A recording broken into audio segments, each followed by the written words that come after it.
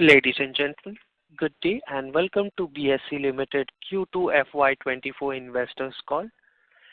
This conference call may contain certain forward-looking statements about the company which are based on belief, opinion and expectations of the company as on the date of this call. These statements are not guarantees of future performance and involve risks and uncertainties that are difficult to predict. As a reminder, all participant lines will be in the listen-only mode, and there will be an opportunity for you to ask questions after the presentation concludes. Should you need assistance during the conference call, please signal an operator by pressing star then 0 on your touchtone phone. Please note that this conference is being recorded. I now hand the conference over to Mr. Anand Sethuraman, Head Investor Relations. Thank you, and over to you, sir. Good evening, everyone, and thank you so much, Yusuf. This is Anand from the Investor Relations team at BSE, and welcome everyone to discuss Q2 FY24 results. Joining us on this call is BSE's leadership team, consisting of Mr. Sundararaman Ramamurthy, Managing Director and CEO, Mr. Deepak Goyal, Chief Financial Officer, Mr. Sameer Patil, Chief Business Officer, Ms. Kamala K, Chief Regulatory Officer, Mr. Girish Joshi, Chief of Trading and Listing Sales, Mr. Shivash Khelkar, Chief Information Officer, and Mr. Khushbu Bulsara, Chief Risk Officer. Also present here are members of our Finance and Investor Relations team. Do note that this conference is being recorded, and the transcript of this call, along with the earnings release and presentation, can be found in the Investor Relations section of the BSE India website. Before we get started, I once again remind you that our remarks today will include forward-looking statements. Any actual results may differ materially from those contemplated by these forward-looking statements. And any forward-looking statements that we make today are based on assumptions, and BSE assumes no obligation to update these statements as a result of new information or future events. With this, I now request Mr. Sundararaman Ramamurthy, Managing Director and CEO, to give a brief overview of a company's financial and business performance for Q2 FY23-24. Thanks, Anand. Good evening, everybody, and thanks a lot for joining the call. Happy Diwali. It gives me a great pleasure, as always, to address you all today. As I mentioned in my previous earnings call, the journey we have embarked upon has been nothing short of transformative, and I am immensely proud to stand before you today to share our collective achievements and the roadmap ahead. Let me start with our efforts to revitalize the BSE equity derivatives segment. As you may recall, based on member feedback, we had announced the relaunch of Sensex and BankX derivative contracts with lower lot size and a different expiry on Friday from May 15, 2023. I believe that building a full-fledged derivatives business is a multi-year journey. I am proud to say that we have made considerable progress to start with Sensex options. We are 5 months in now, and I am very happy with the trajectory. There are just about 1 million active users at this point, and we are now getting to the point where we are going to be focusing on growing the segment further in terms of user base and premium profile. From what we can see currently, market participants have made it their preferred product to trade on Fridays. I'm also happy to inform you that we have crossed a significant milestone of having traded more than 27 crore contracts, representing a notional turnover of over rupees 177 lakhs crores today, an all-time high.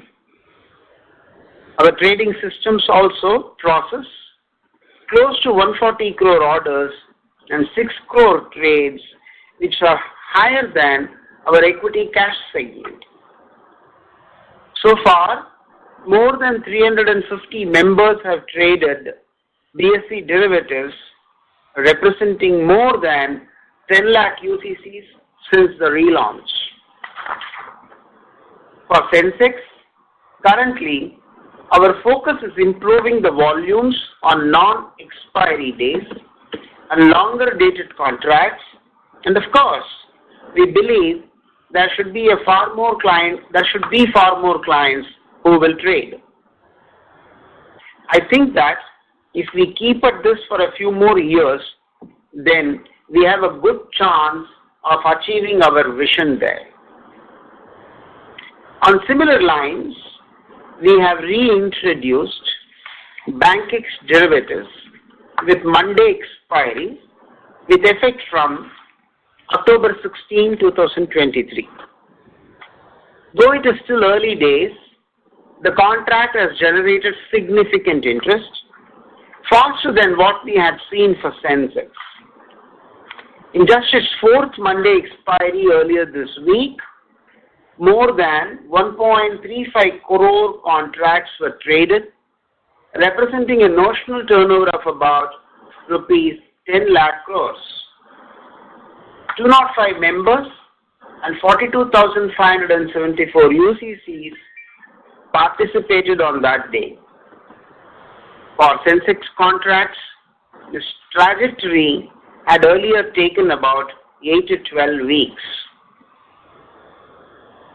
In my previous earnings call, I had mentioned that I was confident that appropriate monetization at the appropriate time will follow as we move towards achieving critical mass in terms of participation, volumes, and liquidity.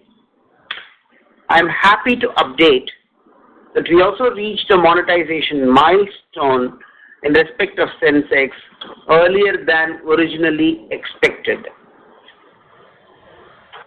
With effect from November 1, 2023, BSE has introduced a slab-wise transaction structure for the current week Sensex options contract, primarily to cover our clearing and settlement costs that the exchange was bearing, as well as the initiative that is needed for the growth of BankX contracts.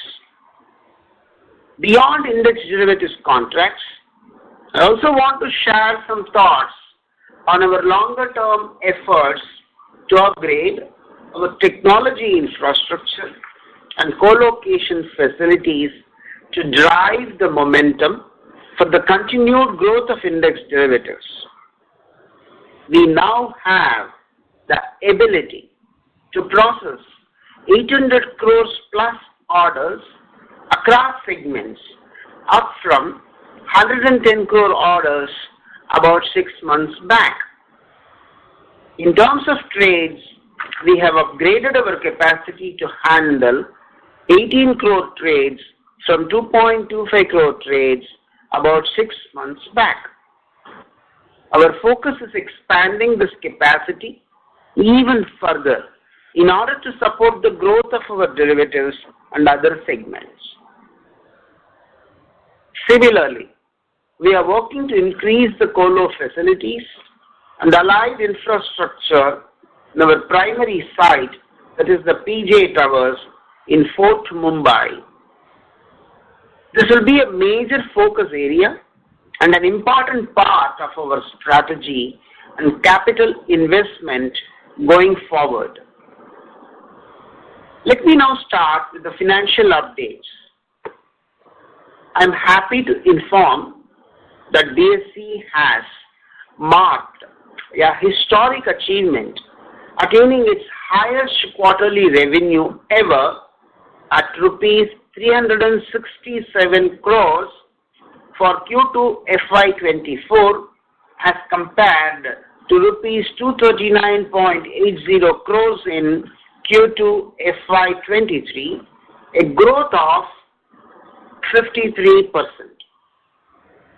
Similarly, BSE's operational revenue have grown by 59% to rupees 314.5 crores from rupees 197.7 crores. The net profit attributable to shareholders of the company at rupees 120.5 crores from rupees 33.8 crores in the corresponding quarter previous years, which is a growth of 256%.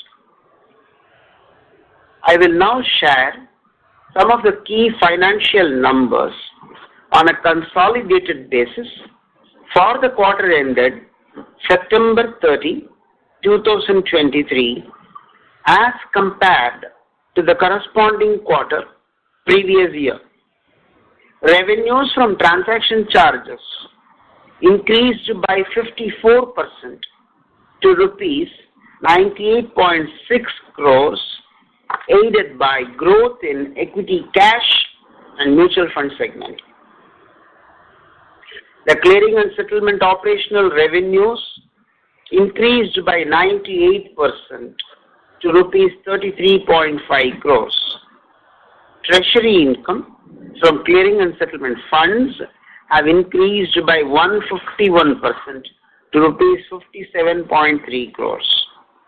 Listing related income increased by 29% to rupees 86.7 crores, mainly due to contributions from book building income and the annual listing income.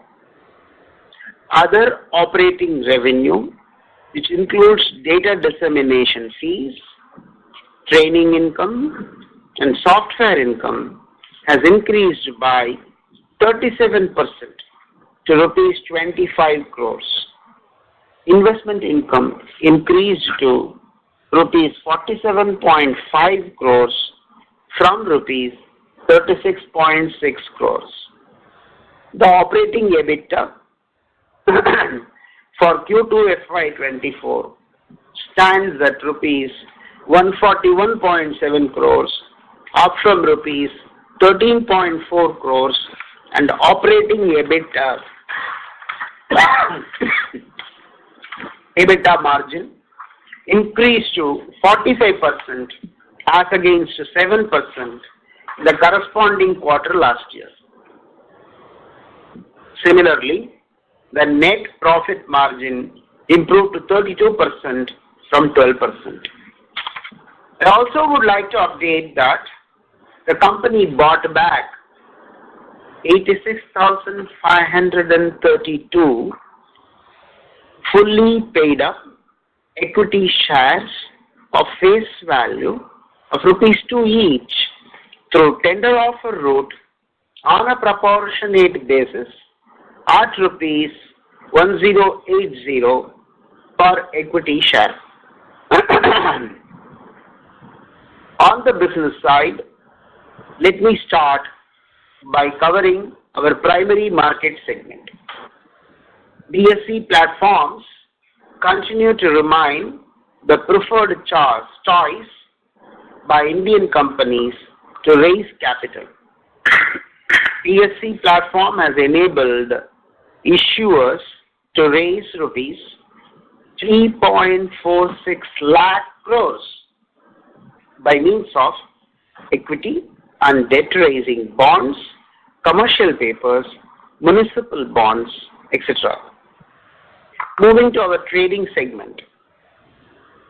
For the quarter ended September 30, 2023, the average daily turnover in equity cash segment stands at rupees 5,922 crores compared to rupees 4,740 crores in the corresponding quarter last year. Like I mentioned earlier, BSE equity derivatives volumes have picked up, with average daily turnover growing to rupees 32.82 lakh crores in terms of notional turnover as of October 2023.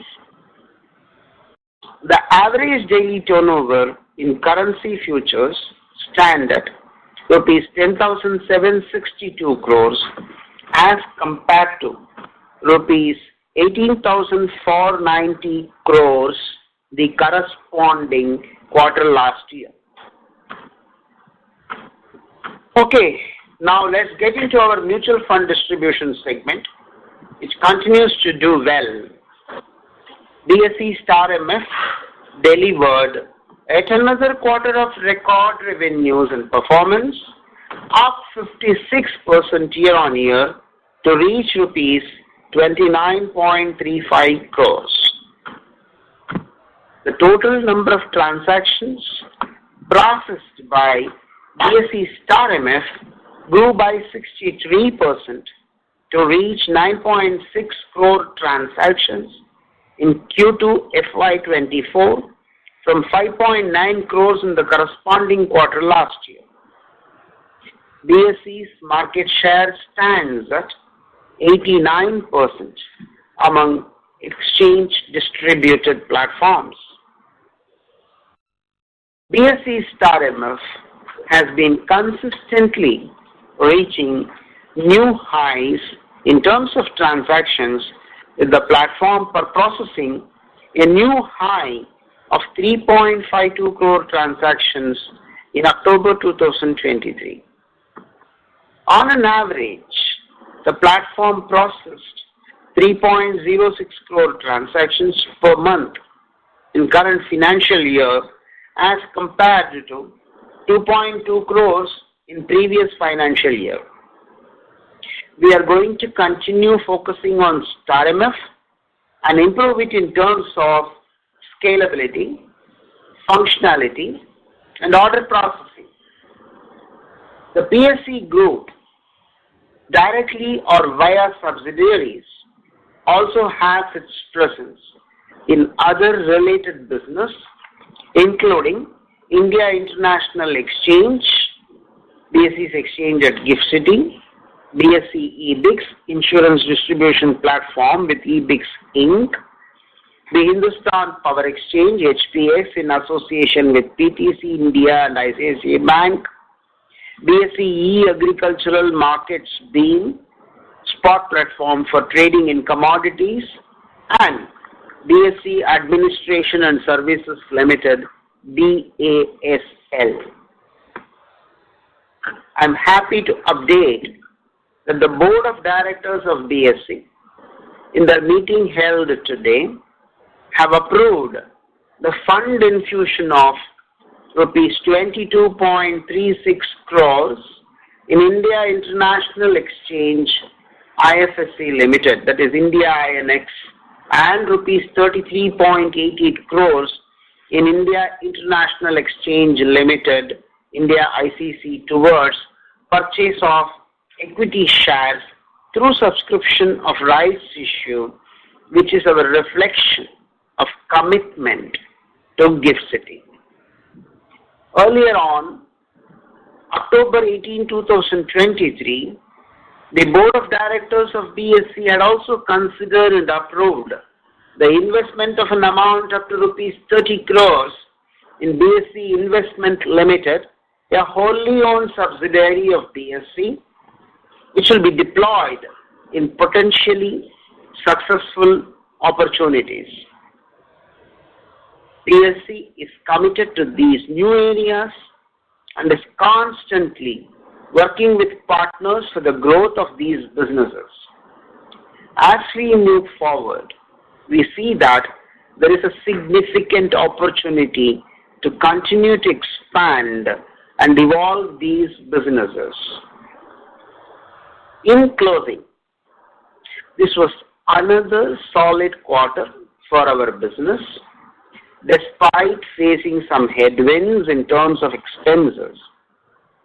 We believe the investments that we are planning to make to scale up our product profile, scaling up our technology infrastructure, will enable us to pursue long-term growth for our shareholders and deliver on our mission of Vibrant BSE 2025.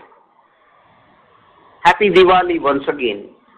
With these updates, I now hand over the call back to Anand.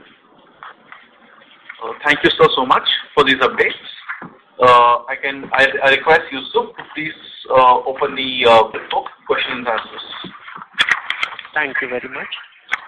We will now begin the question and answer session. Anyone who wishes to ask a question may press star and 1 on their touchtone telephone. If you wish to remove yourself from the question queue, you may press star and 2. Participants are requested to use handset while asking a question. Ladies and gentlemen, we'll wait for a moment while the question queue assembles. First question is from the line of Devesh Agarwal from IIFL Securities. Please go ahead. Thank you for the opportunity and congratulations, sir, on a very good set of numbers. My first question is, sir, on this clearing and settlement treasury income.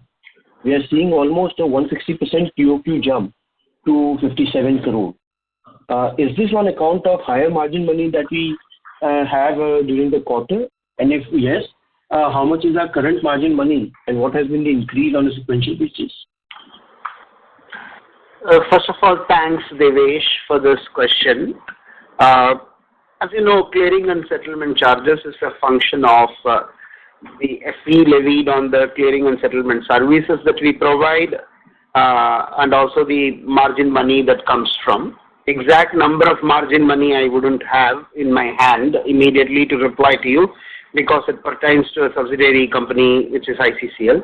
But what certainly I will be able to reply you is yes, the clearing and settlement charges have, the revenue coming from clearing and settlement charges have gone up significantly.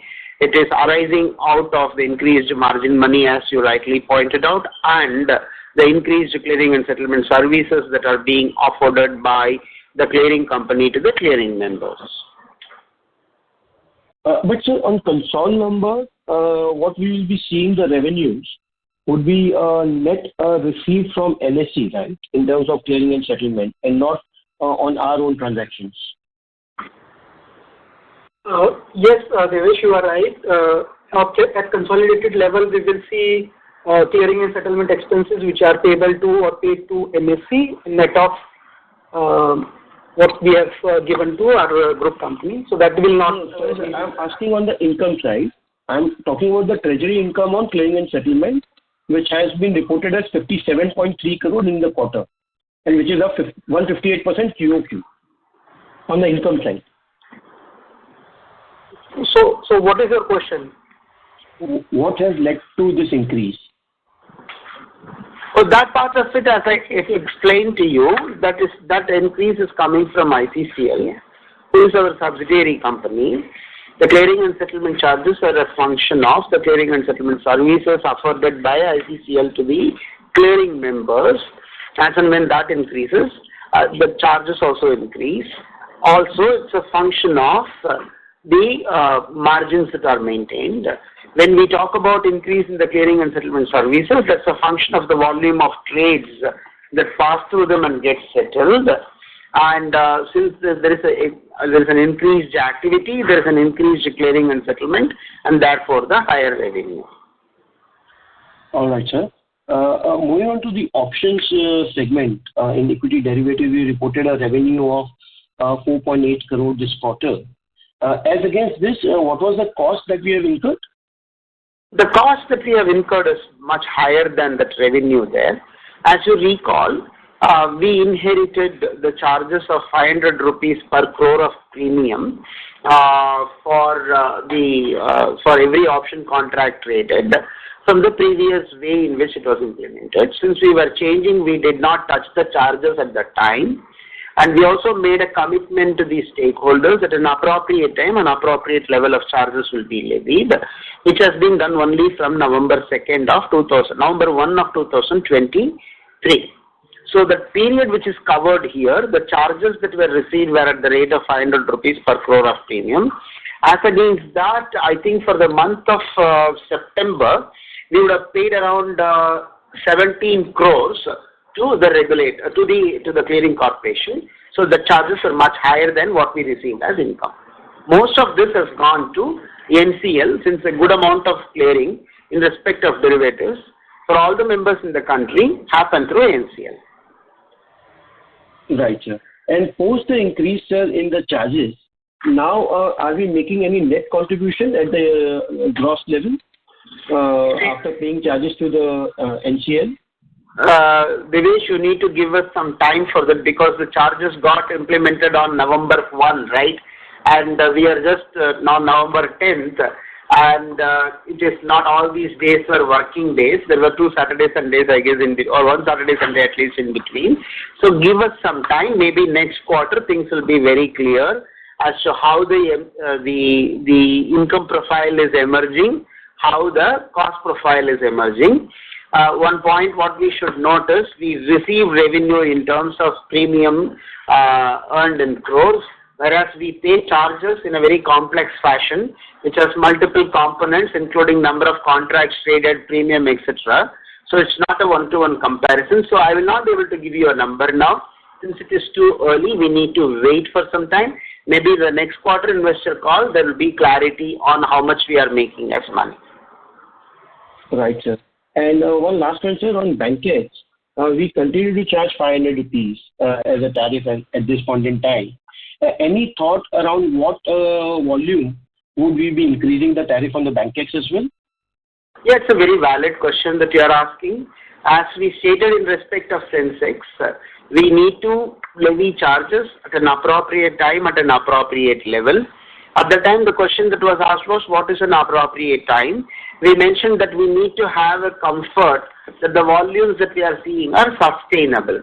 So when we felt that the volumes probably in respect of Sensex is sustainable, we levied the charge much earlier than even what we anticipated. The same thing will be done in respect of Bankex as well. The charges will be levied at an appropriate level and an appropriate time when we feel the product has become sustainable and the market will be able to absorb the charges that we levy. The answer is yes, we will levy. All right, sir. Thank you so much and wish everyone a very happy day. Thank you. Thank you. Ladies and gentlemen, in order to ensure that management is able to address questions from all the participants in the conference, please restrict your questions to 2 per participant. If you have any follow-up question, you may rejoin the queue. Next question is from the line of Prayesh Jain from Motilal Oswal. Please go ahead.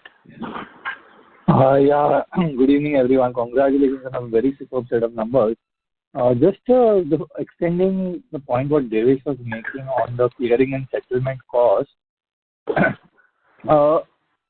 If the volumes increase from year on by say 20%, would the cost go down, or how should we think about this number? From a growth perspective, as to incrementally cost per crore would go down or would it be maintained? How should we think about this? No, it's a very fair question. As I said, it is too early to give you a very clear picture. What I can do is to attempt to give you what the paradigm is so that it will be clear next quarter when we are answering it, it will be clearer. As I told, the cost paradigm in respect of clearing of options through NCL is a combination of multiple factors, including the number of contracts traded and the premium amount earned out of those contracts that are traded. When we talk about premium and contracts, the premium has a relationship with whether it is in the money, at the money, or out of the money. That is one thing which impacts the value of premium and therefore impacts the revenue. Whereas in terms of number of contracts, still it will be one, right? So the other thing is whether it is near the expiry or before the expiry, whether it is near week, next week, third week, monthly. So it's a combination of therefore a complex set of factors. Typically what I have seen in my experience is as a product matures, more from a simple out-of-the-money trading, more and more contracts converge towards in-the-money and at-the-money trading as well. And also, simply from trading the current week, it goes and extends to the next week and next week as well. Therefore, what happens is, once the quality of the trading in terms of number of weeks covered changes, the premium changes, then the per crore cost that you incur in terms of clearing and settlement will change, and we will be able to study a better impact probably in the coming quarter, because by the time we feel Sensex would have graduated just not first week and next week, even beyond that, and also this volume stabilization would have happened, and the charges and therefore the cost that we pay could have stabilized, and we'll be able to throw more light on this with accuracy. Just reiterating what you mentioned, is it fair to assume that if the volumes move closer to at the premium, at the money contracts and longer dated contracts, the cost per crore will go down? Absolutely perfect to understand and assume this. Perfect. Thank you. And secondly, from a, you mentioned that almost every part of the volume get traded through NSE's clearing corporation. Is there any way that can change from your side, or any push from your side that can change and you don't have to incur these costs in a large manner? See, whether it is NCL or ICCL, whoever is clearing, since they are a separate entity, BSE has to pay the clearing and settlement charges. The one argument you can have is if you pay to BSE's clearing corporation, it is in a consolidated accounts position, at least some amount will come back to your balance sheet. Absolutely. That's a fair argument to make. So, but that would depend upon the promotion of sales promotion capability of ICL, and also the members' preference in shifting to ICL from an established place where currently they are trading. While we are very clear and sure that the efforts will be on to help such of those members who want to shift from NCL to ICL, and also our effort will be to acquire more new members who are joining the system by providing them better services into clearing corporation. That effort will be on. At the same time, we should be mindful of the fact that whichever clearing corporation they clear, at this point of time, BSE has to pay a clearing fee to that clearing corporation. Okay. Lastly, any thoughts on currency volumes which have been falling consistently, and how do you plan to scale that up? So that's a very fair question that you are asking. Currency volumes of late, I think the country in itself is seeing some amount of not a great growth. It is showing some sort of decline. It could be a combination of multiple factors. Our efforts are on to further and strengthen the currency options segment, and so that the volumes can sustain itself and remain at a consistent level. While we will not be able to address macroeconomic factors, we will be certainly able to address whatever we can in terms of more member inclusion, more participation, where the efforts are continuously on. Thank you so much. All the best. Thank you. Next question is from the line of Amit Chandra from HDFC Securities. Please go ahead. So thanks for the opportunity. So my first question is on the options, options revenue and expenses. So just to simplify it, in this quarter, based on the old pricing, we have earned 5 crores of revenue, and based on the clearing and settlement expenses, excluding what we have done last quarter, this incremental cost of around 15 crores on like clearing and settlement. So this 15 crores of cost that is there, that is what we have paid to NCL, right? And so the revenues that we get on the Concall P&L, that is the treasury income on clearing and settlement fund. So this is this is the clearing and settlement revenue like received from BSE standalone or from NSE. So just want to clarify that. I'm not sure whether I understand the question. My CFO can answer if he is understanding it. So Amit, I'll try to explain it to the best of my ability and the way I have understood. Both are, I would say, both are not linked. The treasury revenue or income which we make on balances maintained with ICCL in terms of margin is different from what we pay for clearing and settlement on option business which happens on BSE platform. Okay. So the clearing expenses of 15 crores is paid to NCL, right? So this is a correct assumption? That's right. That's the right assumption.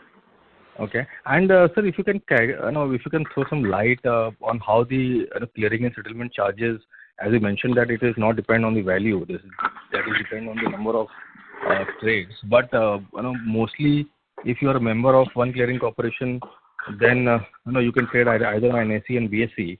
And as like most of the participants on the derivative segment are the members of NCL, so most of the clearing is happening on NCL. So how come we are receiving revenue? So our share of revenue from the increase in the derivative contracts must be very low, because if I'm not wrong, we have a 10% kind of a market share in terms of the clearing corporation, in terms of the settlement of trades.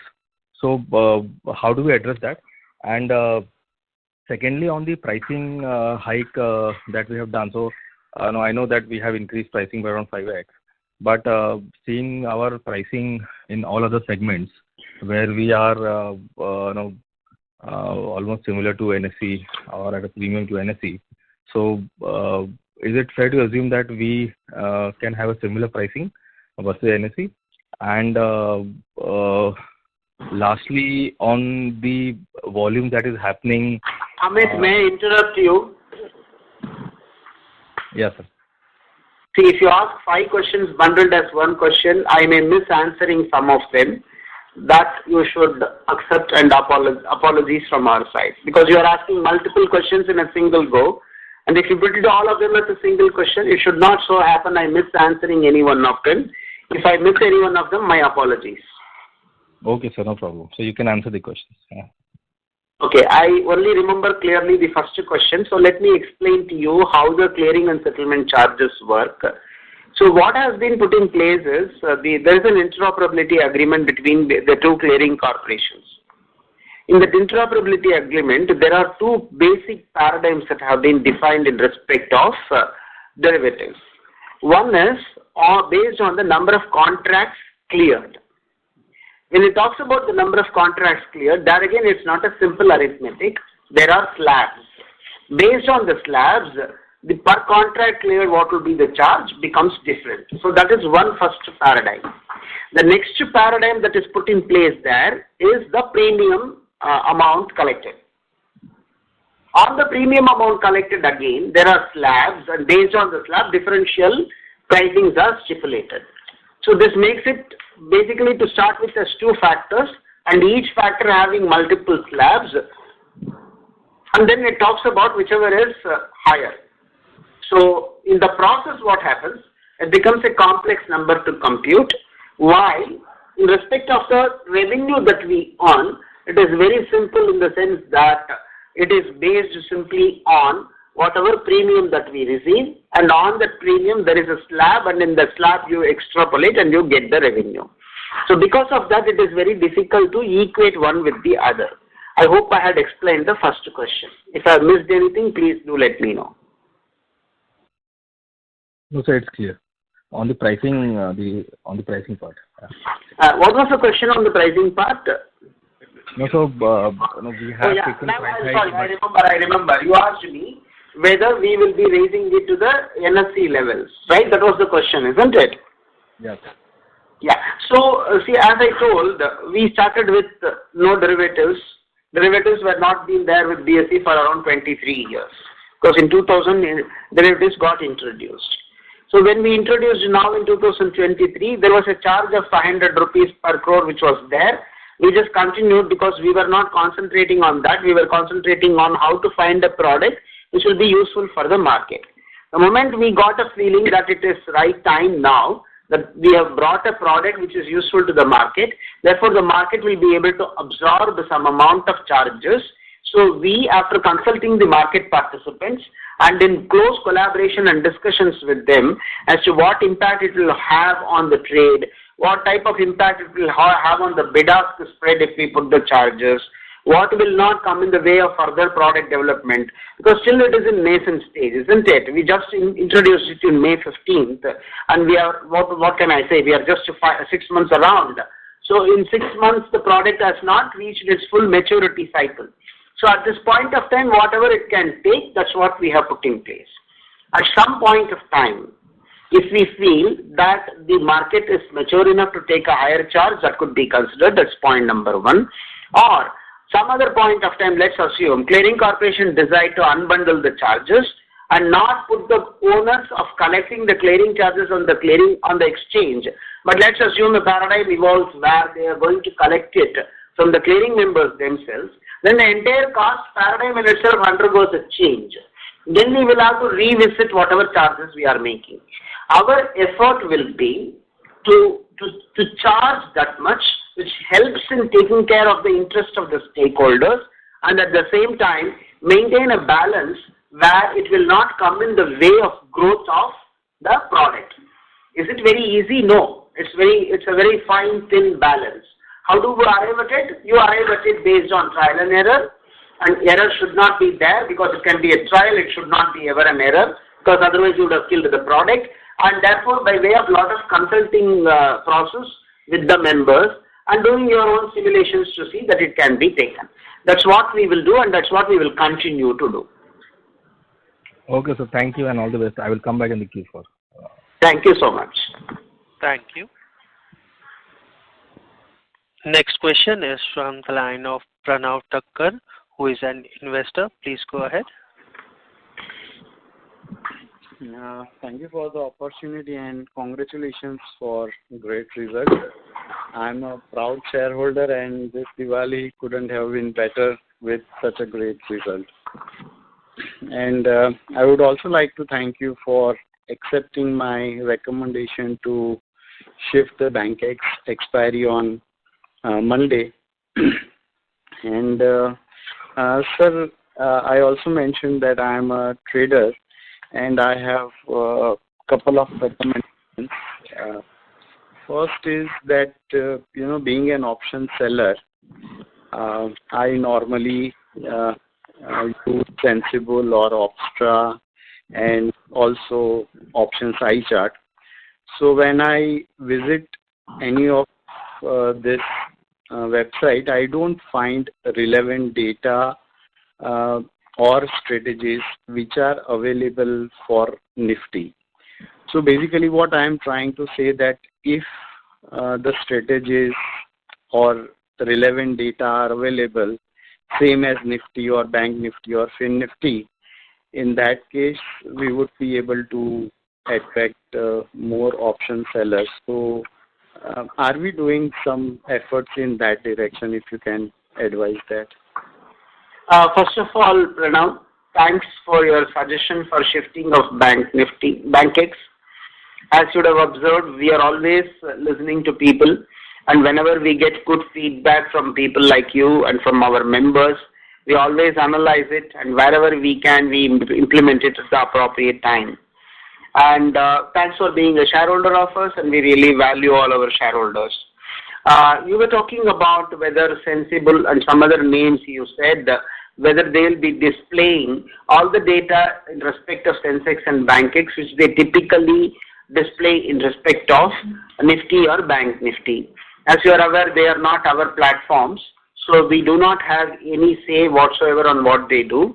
What we can assure you is, anybody asking from us anything which is possible for us to provide, we are always ready to help everybody in the market to come out with such type of information which helps the investors to be intelligent and trade. At this point of time, I am not sure whether there are any requests pending from anybody to us where we have not provided what we could provide. If any of these people whom you mentioned were to approach us, we are more than happy to openly look into it and do whatever the best we can. Right, sir. Sir, another thing is what I have observed many times. If I compared the margin of the BSE vis-a-vis the theta value which is generating on the expiry date, on Nifty it is coming like 10 or 15 bits higher. So is it possibility that we can reduce by margin to that extent so that whatever margin is blocked for trading Sensex or BankX, if it is reduced by around 15%, in that case I will be able to generate the same return as of Nifty? I understand that volatility of Sensex is a little bit higher, but from a trader's point of view, I am feeling that, margin, if coming little bit down, it will help to increase the volumes. Thanks, Pranav, for this suggestion. 2 points here. One is we will certainly look into your suggestion and see what best we can do. Second is, having said that, margins are stipulated based on parameters stipulated by the regulators. So the parameters are applied by the exchanges on the product, and whatever number comes out, that's what is charged as margin, as you are rightly aware. So the leeway available with exchanges for changing the margin parameters is nil. So, and we don't levy anything other than what has been regulatorily stipulated. So having said that, as I told before, we will look into what you said, and if there are any merits in it, we can take it up with regulators. Right, sir. And sir, if you can share on the website whatever premium is traded, we can get the notional value of contract. But if you can add the premium value, because on the website when you visit, you get total number of contracts traded and the value. But if premium value would be there, it will, as a shareholder, it will give little bit boost, and we can get motivated. No, fully appreciate your suggestion. You will be happy to know that we are already working on it, and soon we will be introducing what the data that you are requiring in our website. We are working on it. It is in advanced stages of implementation. Thank you, sir, and have a great year ahead. Thank you so much. Thank you. Next question is from the line of Aejas Lakhani from Unifi Capital. Please go ahead. Yeah, hi Sundar sir and team. Congratulations on the numbers, and very happy Diwali to all of you. Sundar sir, my first question is, you mentioned in your opening remarks about the active users today. Could you speak where we are in that journey? What is the possibility in terms of, how many more active users or UCCs do you think we can reach out to? And in what duration of time do you endeavor to reach out to this universe? That's my first question, sir. Yeah, clear. Thanks. So today, to share the numbers, which were more than what was shared in the talk initially I had, we have around 7 crore UCCs uploaded already into the equity derivatives of BSE, which is a very big number. What we see is around 1 million UCCs have already traded in BSE equity derivatives. The third important number is, at any given point of time on an expiry day, if you look at it, more than 3 lakh UCCs are regularly trading. So this is data. If you ask where it could be, of course it is anybody's guess.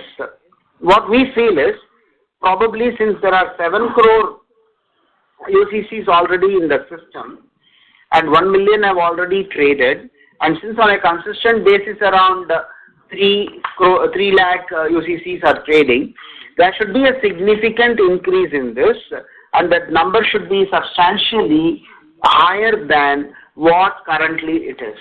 As I said, it is in nascent stages. It will grow. Maybe it should grow at least to 10 times compared to what it is now, is our view. Maybe, but at some point of time, we will reach probably whatever numbers that are in the other exchange. I wouldn't know exactly what the number is. My presumption is it could be some 30 lakhs. Got it, sir. And so from a market participation standpoint, the more larger advanced algo traders, where are we in the journey of onboarding them onto the platform? It's a good question. So if you look at it, many of the large algo traders who are there today in the Indian market, they have already come in and they have started participating with us. So we feel more and more active participation will happen from them as the product further grows in its stage. Got it, sir. And sir, could you just speak a little bit about the co-location, how are you thinking about it? Because, and could you just quantify, sir, that what is the space available to you today, and by when will the incremental, racks come up, and how should we really construct our thought process? Thank you. Good point. Already we have co-location facilities, if you may be aware.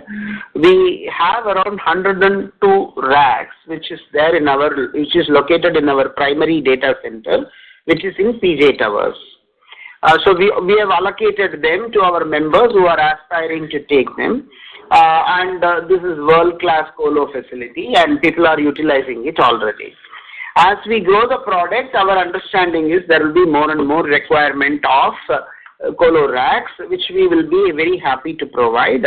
We are working on it in finding out space which will suit the requirement within the building, in the primary data center itself, and we are working to provide it ASAP so that when a member comes and asks for colo racks, we will be able to provide them.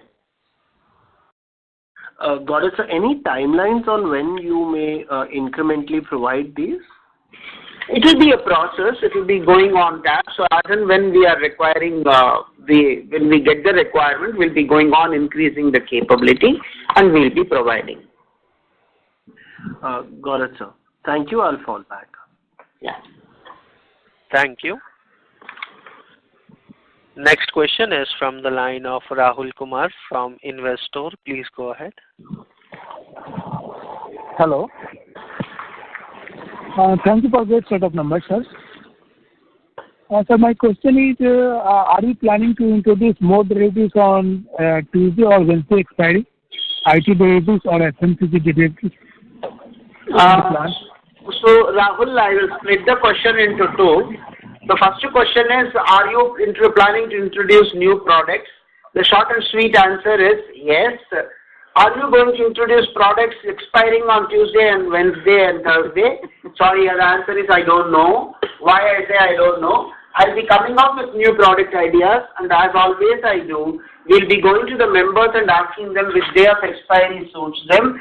Whatever the members ask me to do, that's what I will do. Because it's not that I introduce and members trade, it is me who will ask them what I should do, and whatever they ask me to introduce as product, and whatever is the timeline and whatever expiry day, that's what I will do. Okay, sir.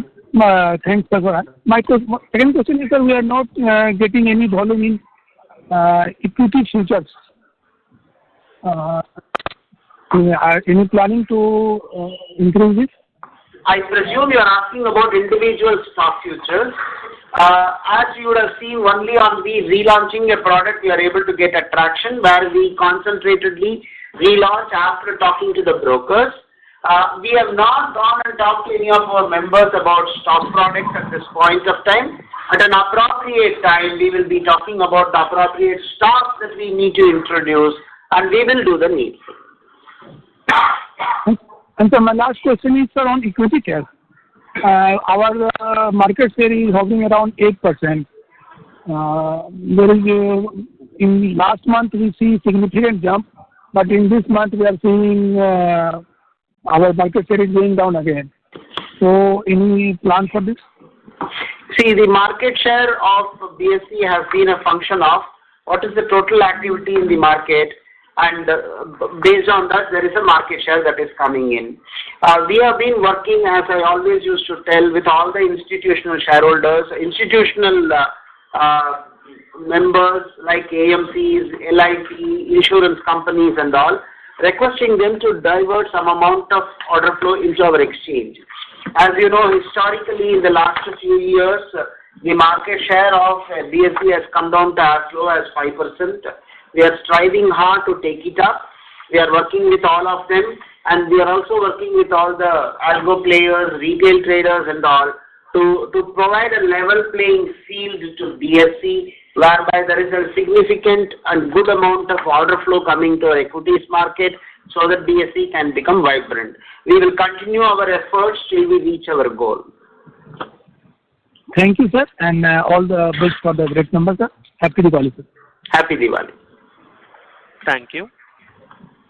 We will take the last question from the line of Faizan Jod from Singularity Holdings. Please go ahead. Thanks for taking my question and congratulations on a great quarter. I just have one question on the option. Last 5 odd months. Sorry to interrupt, Mr. Faizan. Your voice got break in between. You can ask your question again. Yeah, so my question is just on the option volume market share. What is the market share of the derivatives volume does BSE aim to capture over the next 2-3 years or even the next 12 months given the traction we've received in the last 5 months? Faizan, in the factual but also in a lighter vein, my market share is 100% of what it is. Why do I say that? My product is not available anywhere else, right? Sensex is available only with me, so whatever I trade is my 100% market share. So that's on a lighter vein. But to answer your question in all sincerity, what you're talking about is what is the growth percentage we are expecting in the market. That's how I interpret it. We are not looking at growing this product in terms of market share because, as I said, no, you cannot compare apples with oranges. And mine is a complementary product, not a competing product. So it will not be fair on my part to talk about market share. We are thinking about extending it to at least 400 to 450 members across the country, have at least 30 lakh UCCs trading on it on a regular basis, have an active current week, next week, and next week, and next month contract. These are the parameters by which we are measuring our success. We are not benchmarking our success in terms of what is happening in the market elsewhere. We are benchmarking our success in terms of whatever is the journey that we are stipulating for ourselves and against which we are telling that where we have to go. That's the way we are looking at it. Understood, sir. Thanks for taking my question. Happy Diwali. Happy Diwali. Thank you. Ladies and gentlemen, that was the last question for the day. I now like to hand the conference over to Mr. Anand Sethuraman for the closing comments. Thank you, Yusuf. And I thank all the participants for participating today. Wish you all a happy Diwali. Thank you. On behalf of BSE Limited, that concludes this conference. Thank you all for joining us, and you may now disconnect your lines.